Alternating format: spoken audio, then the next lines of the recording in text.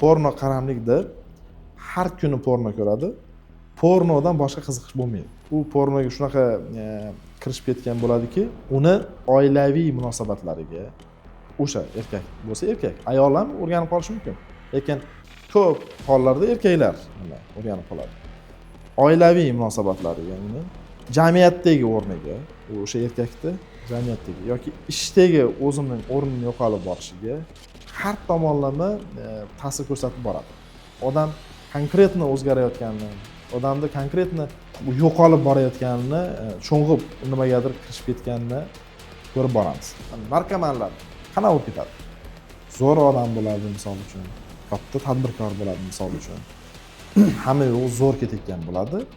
Nimadir mana shu odatga o'rgangandan keyin nima bo'ladi?